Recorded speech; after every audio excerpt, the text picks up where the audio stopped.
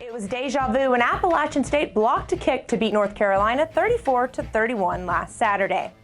Offensively, Darrington Evans led the way for the Mountaineers with 3 touchdowns, but it was defensive end Demetrius Taylor's 2 forced turnovers, 1 a 20-yard scoop and score, and then Akeem Davis Gaither's blocked field goal that helped prevail the Mountaineers over the Tar Heels.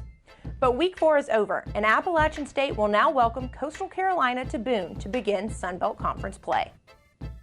Proud of our team, proud of our university, proud of all of our alumni for our win Saturday. It was a big game, a lot of excitement, a lot of energy, and really proud for all of them.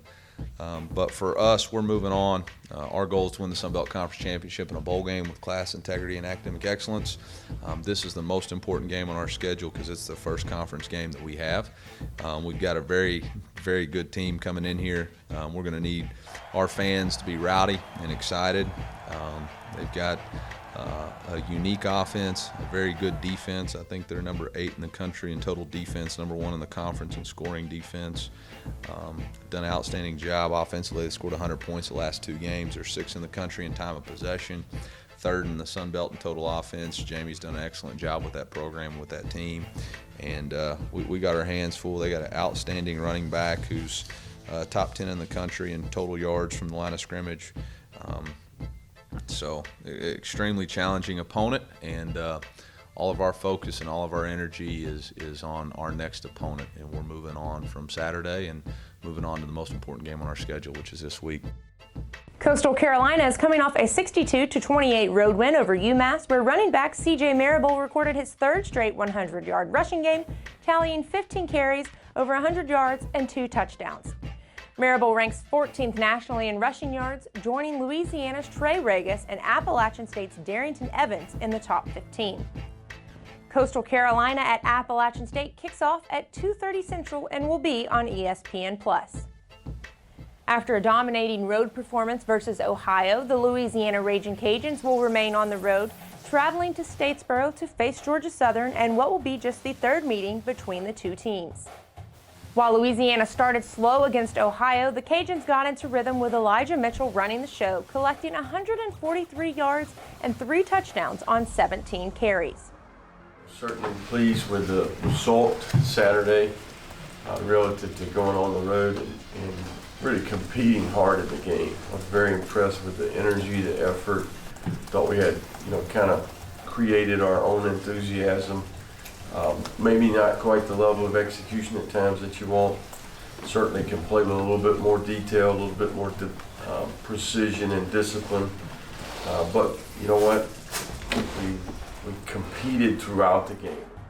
Defensively, Louisiana forced 4 turnovers and held the Bobcats to just 103 yards on the ground. The Cajun defense has shown vast improvement from last year, holding opponents to just under 21 points a game compared to 34 last season.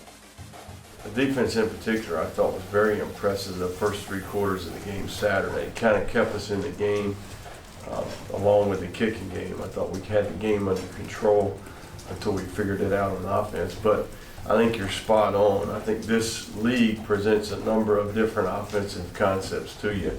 This week is certainly different than most. So new mission, new location, new personnel, new schematics. We got to kind of erase the board, start over. Georgia Southern will enter Saturday's conference matchup coming off of a bye week. The week before, they almost knocked off Minnesota in Minneapolis. Louisiana at Georgia Southern will begin the Week 5 evening lineup with a 5 p.m. Central kick on ESPN+. South Alabama and ULM will begin Sun Belt play in Monroe, with both teams hoping to get back on the winning track. South Alabama will look to even the series at 3-all and do what ULM did last year, win in enemy territory. ULM continues to be led on the ground by Josh Johnson, who ranks 2nd in the Sun Belt in rushing yards with just under 130 yards a game and 21st nationally, making that 4 Sun Belt running backs in the top 25 nationally in rushing yards. South Alabama at ULM kicks off at 6 p.m. Central on ESPN+. The only non-conference contest this weekend sees Nicholls at Texas State. The Bobcats will be in the hunt for their 2nd win in a row after beating Georgia State last Saturday night to open conference play. Texas State versus Nicholls is set for a 6 p.m. Central kick on ESPN+.